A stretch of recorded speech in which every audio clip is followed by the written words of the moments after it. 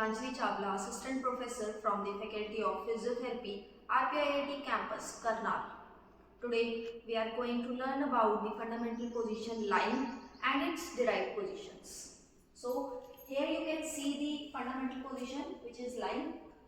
In this, the muscle work is very minimal or approximately near to zero only. And if the head rotators are stabilized, the position of head rotators will be stabilized when the position of the head will be in neutral position. It is the most suitable position.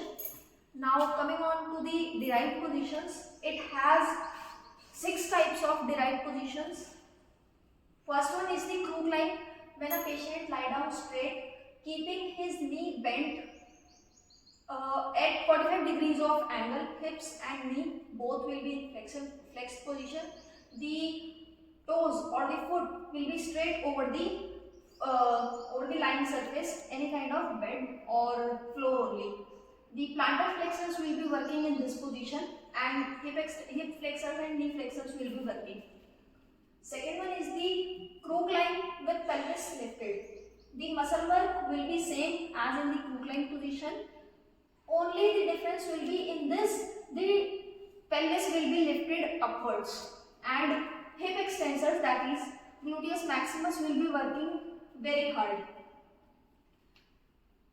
Next one is the half lying position. In this also no muscle work will be happening, and it is one of the most relaxing position when the trunk of the patient will be inclined to 45 degrees with respect to the legs of the person. Next one is the prone lying position, when the patient will be lying on his stomach facing downwards.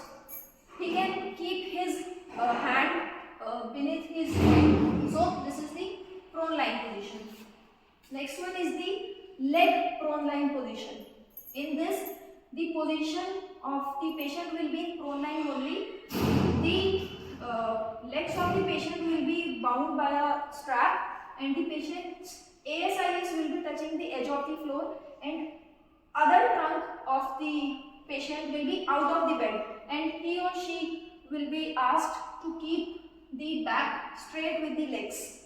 In this position, the thorax extensors and the lumbar extensors will be working at the greatest amount with the neck extensors, and this is one of the most harsh position to maintain in the lying position, in the derived positions of lying.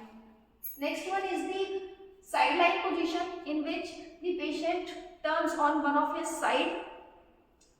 In this position, we can also keep 3 pillows, one below his upper leg, one below his upper hand, and one below his neck if he requires. In side lying also and in prone lying also, we can keep a pillow under his toes to keep the hamstring out of tension. In supine lying also, to promote the relaxing position, we can keep 2 pillows, one below the head of the patient and one below the knees of the patient, to release the hamstring tension. So this is all about the lying positions and derived positions of lying. Thank you.